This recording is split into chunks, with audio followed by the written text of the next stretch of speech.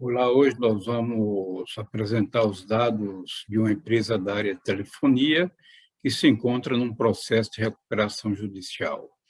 É um exemplo bastante interessante, ao final nós estaremos comparando alguns dos indicadores da empresa com de outras também atuantes no segmento de telefonia. Então, vamos aos dados da empresa. Muito bem, conforme a gente pode observar através deste slide, temos os grandes números da empresa, os chamados highlights, né? A Oi, portanto, ela apresentou em dezembro de 2020 ativo total da ordem de 73 bilhões 839 milhões 787 mil, um patrimônio líquido de 7 bilhões 769 milhões 910 mil.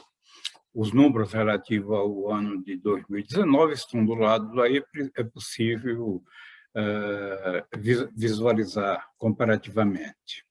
Por sua vez, as dívidas totais da empresa, a diferença entre os ativos totais e o patrimônio líquido, em 2020 representaram 66 bilhões 69 milhões 877 mil.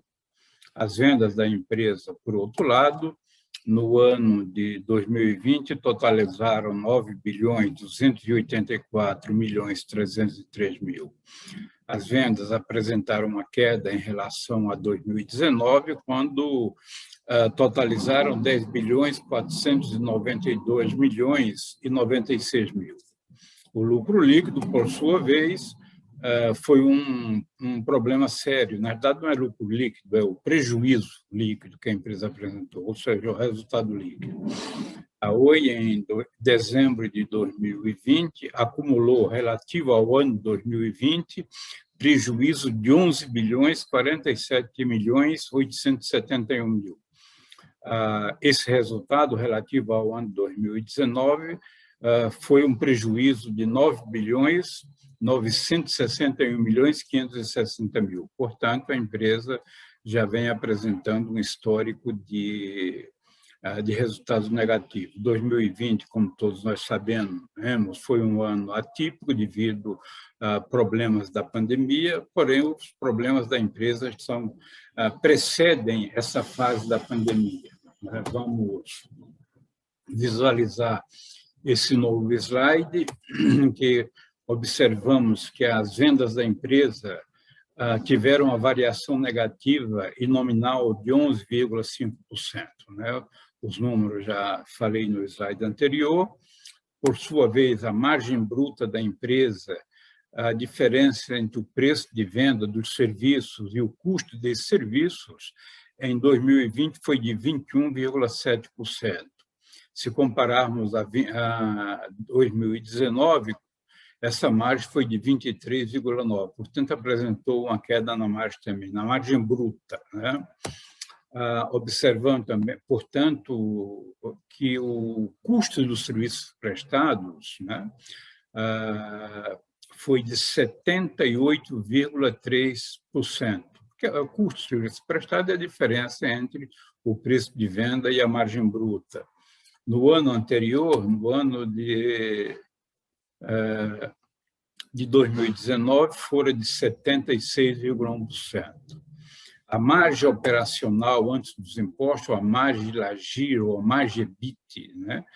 É a margem líquida antes de considerar os impostos. Portanto, no ano de 2020, foi de menos 19,8%. Então, note que a margem operacional, antes de considerar impostos e também encargos financeiros, ela foi negativa em 19,8%. Né? Em 2019, tinha sido de 43,8%. O lucro líquido já comentamos.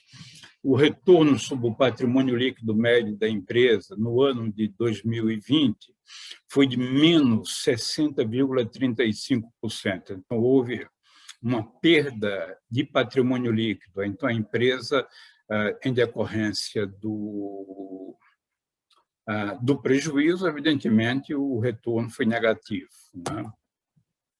Um dado expressivo também se refere à produtividade dos ativos, ou seja, ao volume de vendas propiciado pelo ativo da empresa ou pelos ativos da empresa.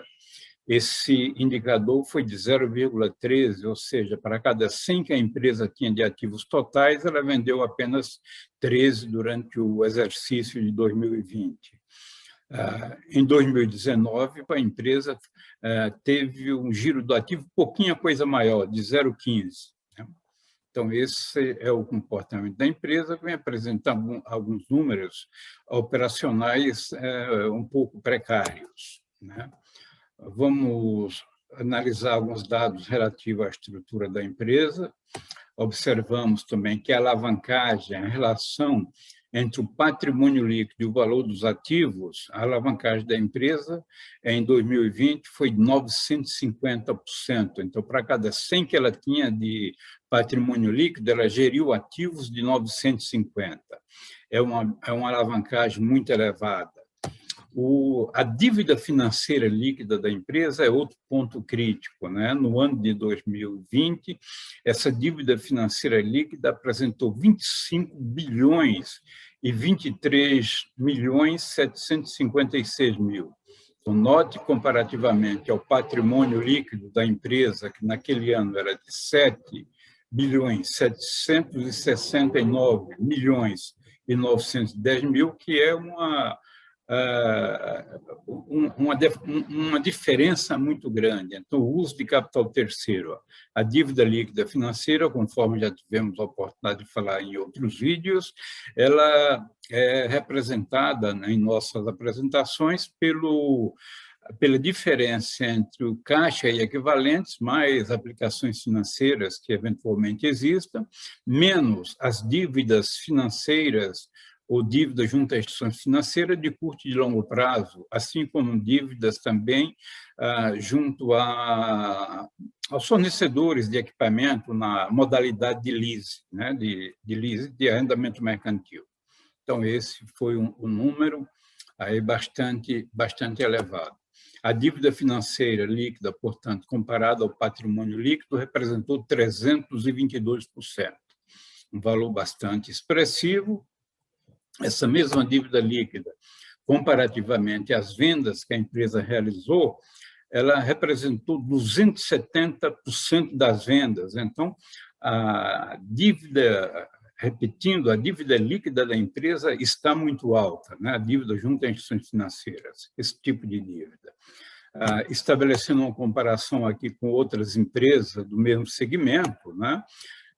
Estamos comparando a Oi, portanto, com a Telefônica, com a TIM, para que você tenha uma noção melhor, você possa comparar as duas. Então, a margem bruta da Oi foi de 21,7% em 2020, conforme já falamos em slides anteriores, enquanto na Telefônica essa margem foi de 47,4%, portanto, diferença aí muito significativa, mais que o dobro. Na TIM, por sua vez, a margem bruta foi de 53,7%. Então, em termos de margem, a Oi ela está sendo bastante sacrificada comparativamente à Telefônica e à TIM. O giro do ativo, no caso da Oi, foi de 0,13% ou 13%, conforme já mencionamos anteriormente. Note que na Telefônica esse giro foi de 0,40%, ou seja, para cada 100 que a empresa tinha de ativo, ela vendeu 40. No caso da TIM, o índice foi de 0,41%, o giro do ativo. Portanto, a produtividade dos ativos da Oi está muito inferior. É possível que, pela sua área de operação, ela demande investimentos maiores e também o seu faturamento seja menor em decorrência do valor agregado dos serviços que ela presta. A alavancagem, também que comentamos, da Oi, de 950%. Na Telefônica, esse indicador foi de 156%, enquanto na TIM foi de 180%. Então, nota-se que, em termos de estrutura, né, de ativos comparativamente ao patrimônio líquido, a Oi está super alavancada, né? A dívida financeira líquida sobre o patrimônio líquido de 322% na Oi em dezembro de 2020, esse indicador na Telefônica foi de apenas 11%, né? Enquanto que na TIM foi de 26%. Repetindo, a dívida financeira líquida comparativamente com o patrimônio líquido da empresa. Então, a empresa tem uma alta dependência de recursos provenientes de instituições financeiras comparativamente ao seu capital próprio. No caso do lucro líquido em relação ao patrimônio líquido, o retorno sobre o patrimônio líquido, a lucratividade do patrimônio líquido, já mencionamos anteriormente, a Oi apresentou um prejuízo de 60,3% em relação ao patrimônio líquido médio, a Telefônica apresentou um valor positivo, um índice positivo de 7,1%, enquanto que a TIM apresentou um indicador de 8,5%. Então, esses foram os indicadores, assim, breves, comparando para que a gente possa ter uma ideia, né, para que você que tem interesse em análise financeira de empresa, para você que é estudante de análise financeira de empresa, de desempenho, possa estar visualizando características diferentes em empresas atuantes no mesmo segmento. Vamos fazer também alguns comentários em termos, considerando que a empresa, a Oi, está em recuperação judicial. A recuperação judicial é um processo legal que visa preservar a unidade produtiva, ou seja, a empresa preservar empregos para evitar o dano mais drástico de uma falência em que a empresa desaparece, né? Então, é feito esse processo, há uma negociação com os credores para que haja redução de dívida, alongamento de prazos, coisa desse tipo. Os dados que nós analisamos das três empresas são dados das demonstrações financeiras consolidadas, né? A empresa alega, no caso a Oi, que houve redução de reclamações na Anatel, o que é considerado um indicador interessante para esse tipo de atividade. A empresa, apesar dela ter tido esse prejuízo contábil, ela teve fluxo de caixa operacional, né? O fluxo de caixa decorreu de que muitas das despesas, especialmente as despesas financeiras, não foram pagas no período, mas foram incorporadas às dívidas. Esse é um dado relevante. O prejuízo foi reduzido, né, da empresa, porque tem o imposto, né, o crédito perante a receita em decorrência de um prejuízo acumulado, para que em determinado momento a empresa vier a dar lucro, ela puder estar compensando esse valor, né? O plano de recuperação judicial, conforme já mencionamos, irá alongar a dívida da empresa, né? Os juros de variação cambial incorporados à dívida, né? Conforme também já mencionamos, é um fator que facilitou o seu fluxo de caixa.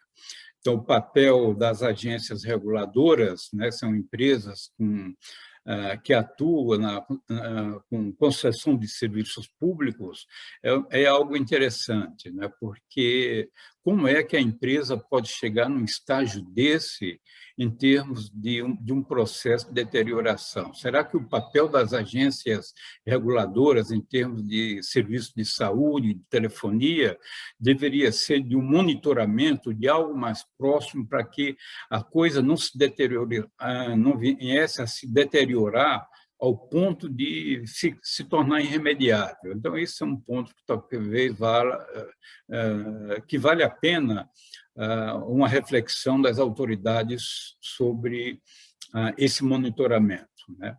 A gente tem acompanhado aí pela imprensa nos últimos dias que há pessoas interessadas ou outras organizações na aquisição de ativos da Oi, né?